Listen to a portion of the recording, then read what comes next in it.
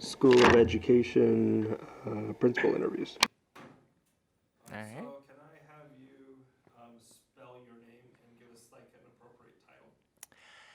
Vic Larson, VIC LARSEN, and the principal of Vineyard Elementary. Perfect. Okay.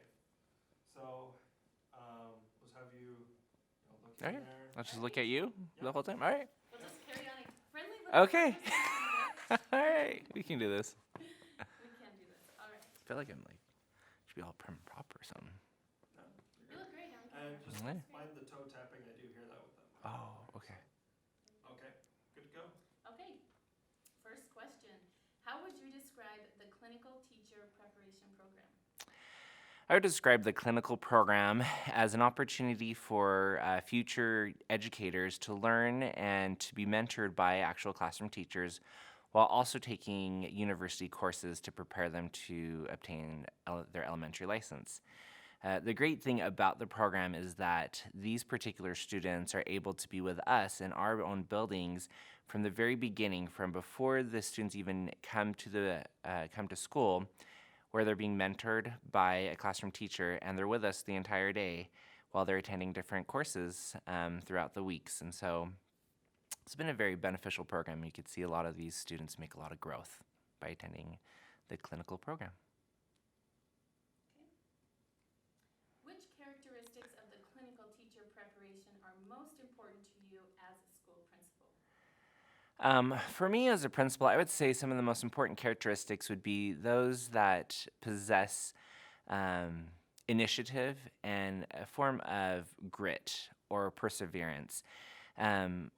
When I've worked with the clinical interns, to see them really get in the classroom and try out a lesson or to work with some students, and they come back and they talk about their successes, but more importantly, talk about some of their failures.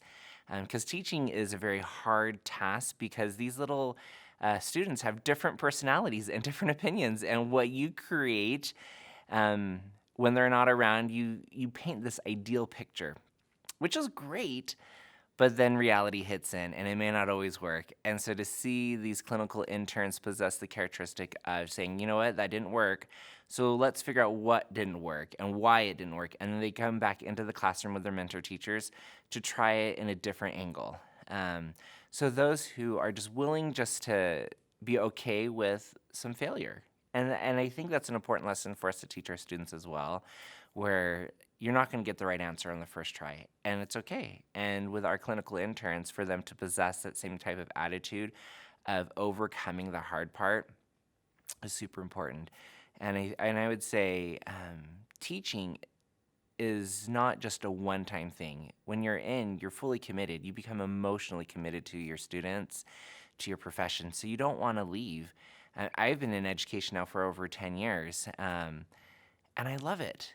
And I love the hard moments as well as the successful moments, and I want these interns to fall in love with the profession. So I think another characteristic is really just one that will fall in love with everything you're doing and fall in love with the bumps and the scrapes and the bruises, and you're just excited in the end and know that it's okay. Like, the kids will still learn. I will still be on my feet at the end of the day, and so you can just move forward. And that's what's so good about the clinical intern program is you have other people around you to boost you up.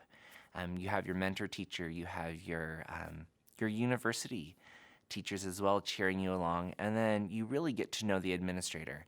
I would say that I've had a chance to know the clinical interns on a better level than the traditional track students, where they kind of come in for a few weeks and I might see them once or twice, and really that's about it.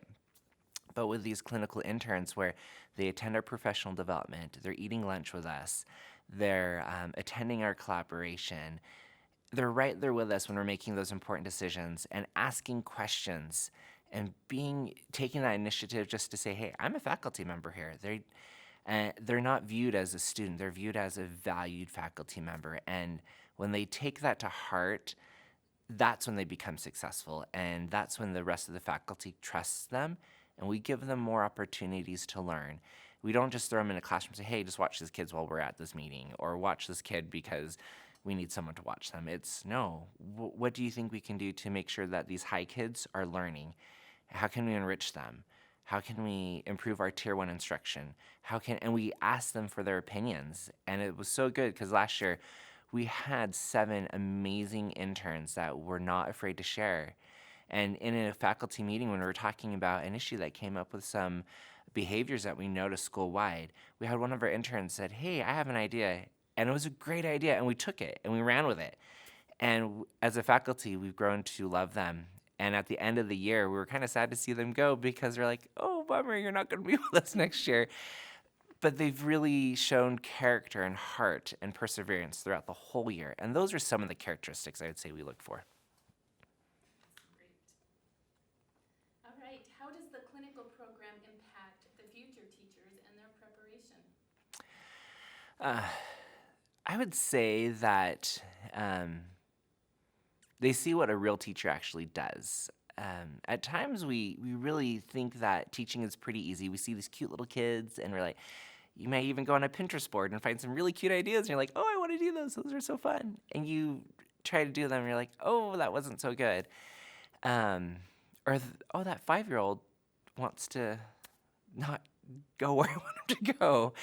Different things like that. Or this 12-year-old in the 6th grade class kind of won't get off their phone. What do I do? And so I would say that this program allows these candidates to really see the ins and outs of teaching. I think we say teaching is a hard profession, but we don't know why it's hard until you actually get in there. And this program allows them to view it in a way of, this is why it's hard, and this is what people are talking about. You see all the work that needs to be graded. You see all of the curriculum you need to teach. You see how to assess the curriculum. You also see how to enrich and how to reteach. And then you have to sit back and think, did my instruction work the first go around? Did I get at least 80% of these kids at a mastery level? And so as you're thinking about those things, you feel a little overwhelmed. And I would definitely say that this program helps them to see some of those hard parts, but it teaches them also how to be a mentee,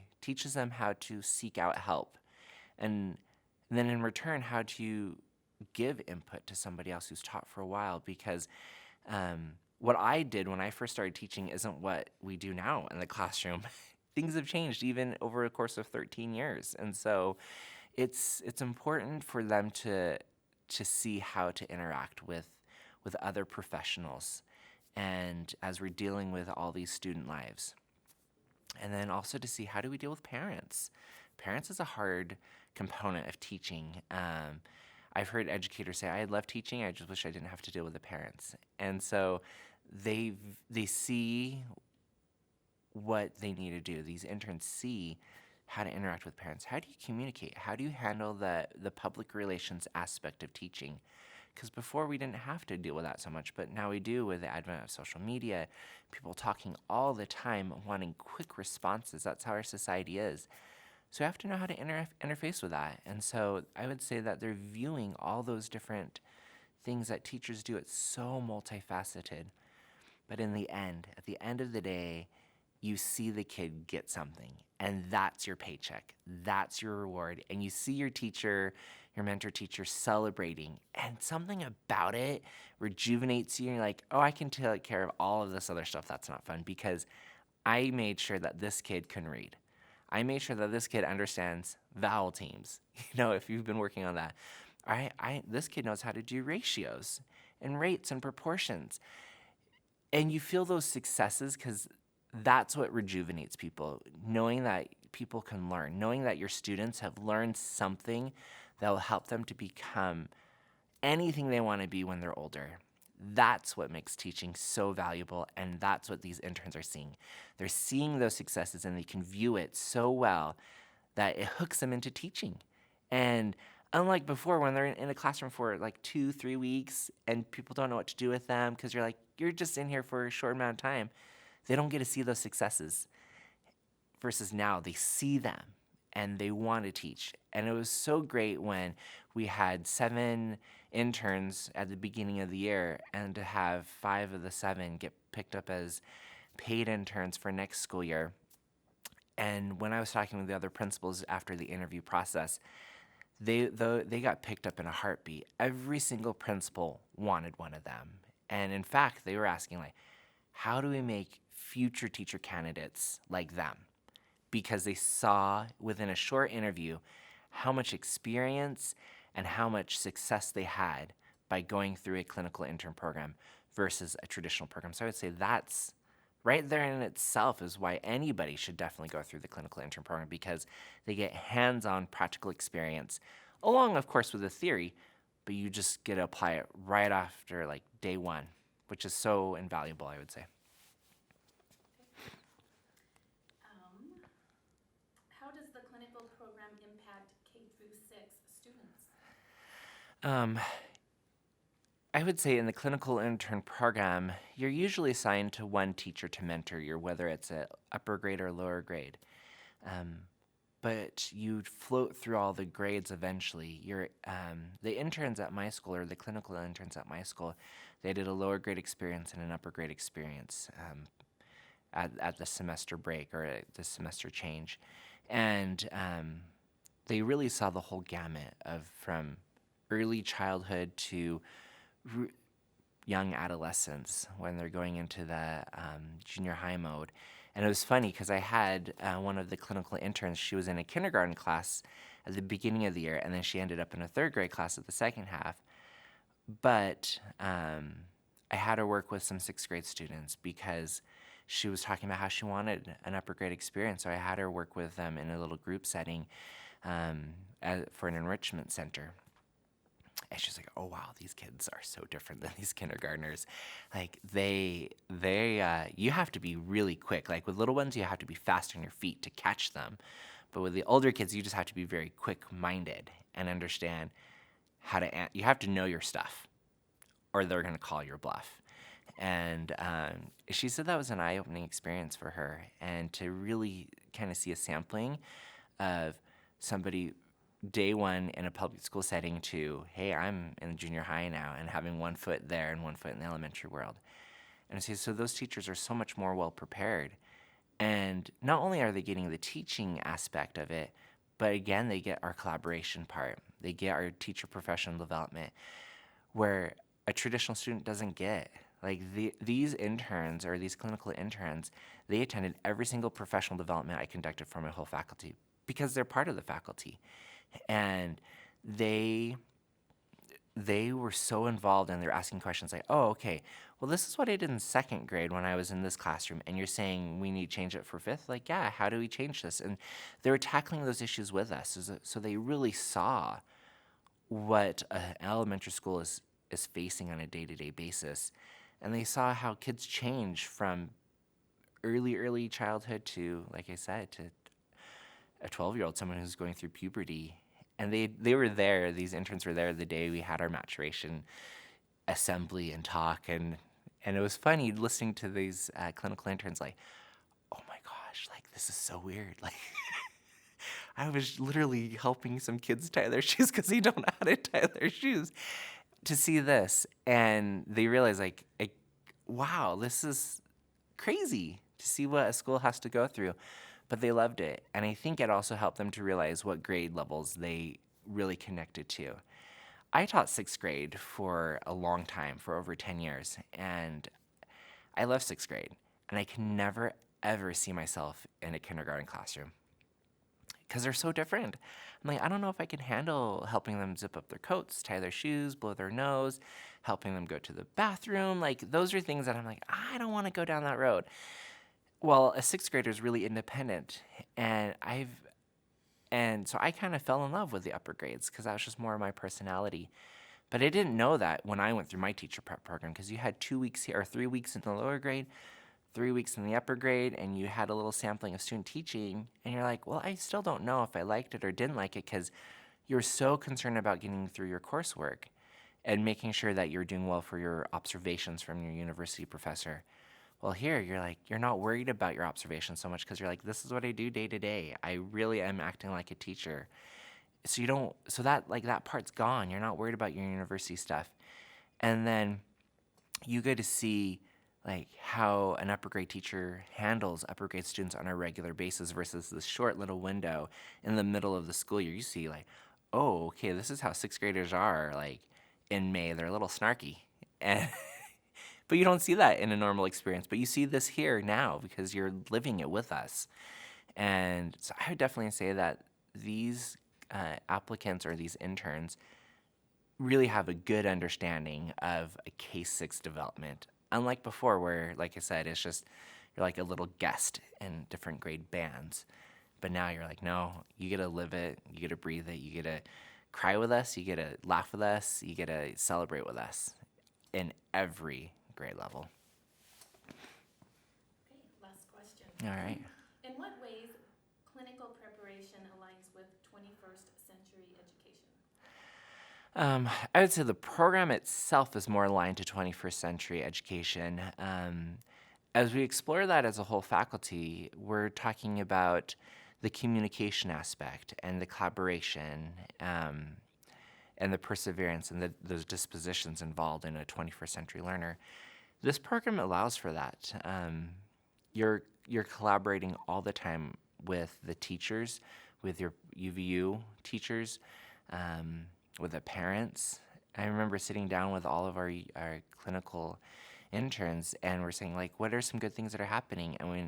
And they said, oh yeah, I saw this, and I said, did you tell the parents? And they're like, oh no, I don't tell the parents. Like, no, you need to tell these parents. You got to communicate with them. And for one of our interns, she really tracked the progress of a student, and they weren't making great progress. And I said, okay, what are you going to tell the parents? She's like, oh, I don't know if I can do that. It's like, no, you need to. We need to let them know that their child's not making as much progress, and we've done X, Y, and Z, and A, B, C, D, E, and we're still not seeing progress, so we need to explore another option. And to bring that intern in when we're meeting with the parent as a whole team, where we have the intern, myself, and the mentor teacher, even the school psychologist sat in on that, and to talk about all the great things and to give her that voice, the opportunity to voice what was happening and to see how do we work with everybody involved in making sure this child succeeds. So I'd say that's one way we're seeing these clinical interns falling more in line with 21st century learning. I'd say the other aspects are seeing some of our veteran teachers struggle with teaching more of the 21st century concepts. Like I myself, when I first started teaching, I didn't think too much about all those other aspects you see within 21st century learning. It wasn't presented to us. And so some of our veteran teachers are kind of saying, what is this? Like, I don't understand. What's this disposition? What's this? How do we do collaboration in our classrooms with other students? What does that look like? How do you make sure that you still have good management going on? And our UVU clinical interns are able to support some of our veteran teachers who are saying, I don't know how to manage a classroom if every child's talking at the same time. That's kind of different. And for them, they're learning different management techniques, and to have the UVU side or the UVU intern say, let me teach this lesson and let me just give it a try, and allowing our veteran teachers to watch it and see how are they handling classroom management. And so it's been good because we're learning together, and that's part of 21st century learning. And I really say that's part of what we all want in our students is to become lifelong learners. I know when I first became a teacher, that was my mantra. Is like, everybody can learn. I want everybody to keep learning beyond sixth grade. And to see the partnership between the school with our teachers and with these UVU teachers coming together, that's so amazing because you're seeing truly a change happening within the faculty at my school, some of that cultural shift. And this coming year, when we're going from 7 down to 2, my faculty was sad. And I have a large faculty. I have about 45 classroom teachers and about 1,200 students. And to say, they're gone? They're gone? It's like, yeah, it's a 2-year program. So they were really saddened by it. And some of my other teachers who didn't work as closely with them, other than in collaboration and some other minor interactions, they were bummed. They're like, oh, I really like this. Like they valued their input. And that's something we want to see in 21st century learning, is the open communication between veteran and novice teachers, and then with teachers with students and students with parents, like this web going on, and they're a part of the web for us. And it was amazing. It was amazing to see the transformation go on with the teachers and then with them. And I would say, of course, with 21st century learning, you always talk about technology and how do you integrate that in. And these interns came with some ideas that we didn't ever really think about or explore. I know my sixth grade team, they were studying current events and how can you make a change in the world. And we had one of the interns talked about allowing the kids to create these posters and to design it using multimedia and the design elements and stuff like that. And the teacher's like, that's great, but how do we even, like, it's on a computer screen. And she went from, oh, no, we're not just doing it in a Word document, to we're doing it in this particular app. And then we can send it to this place to get it printed at this cost.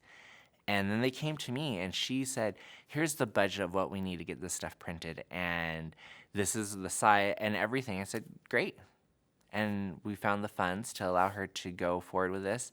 And so 136 graders found different world events around them that they created, like kind of like campaign posters. One of our sixth grade students was hospitalized 2 different times during the school year for suicide. And that's devastating to see. It's really real and hard. It was not only hard for the student, but hard for the entire sixth grade class to know that one of their peers is going through this. And to see about a dozen of these girls make posters about suicide and mental health. They learned about it, and it's because these interns made it an issue using technology. And to see them on graduation day, to share their posters, and as parents are walking through our whole gym and through the graduation ceremonies, say like, this is an issue. And I don't know how many parents came up to me afterwards and said, wow, like they were blown away, not only seeing these 12 different girls make something about suicide prevention and mental health, but they saw stuff about hunger, and they saw stuff about here in Utah County, what kids are facing with hunger and the statistics involved and what they can do to help. And some things were really minor, it was like saying, educate yourself. That's all we're saying. Just know that there is a hunger issue. One of our kids, they interviewed the office staff, because we give out about 45 free meals over the weekend through generous donors and philanthropists. And they studied that issue, and then they used the technology to promote it, telling their parents, hey, look at this, telling the community thank you for coming together to help over 40 kids at Vineyard Elementary to receive meals over the weekend. And thank you for helping this one student understand more about her life and how important it is to live. And thank you for coming together to help us to combat homelessness. And we had one student in another grade that's a refugee. And to learn more about what resources are available in here and what is a refugee. And so these interns came through using different apps to help the students gather information. But it wasn't the gathering part, because teachers can do that. They need help of how do you synthesize this in a multimedia format to spread the word, because that's how people gather information nowadays. And they came through, and it was such a wonderful collaborative experience to see the one intern and the 4 sixth grade teachers, and then eventually myself get involved. And I only was in the financial part, the boring part. But they made a difference in these lives. And to me, that's what 21st century learning is about, is coming together in a collaborative format and helping these kids to find something that's meaningful to them, and then promoting that issue forward. And so I would definitely say this program has helped in so many ways, between communication, the disposition of learning, and then some of the technical aspects, not the art of teaching, but the technical side of teaching. And that was the beauty of this program, seeing it all kind of come full circle during the year. And at the beginning of the year, we didn't know how to play this dance together, but by the end, we figured it out, and we're excited for it. And we're excited to hopefully continue the partnership, move forward, and to make changes that will allow everybody to be successful and to encompass and embody 21st century learning, and to embody, I think, the spirit of teaching, and that's helping each other move forward. So yeah. Great. I think that's all of them. All right. That was pretty easy. All You did right. a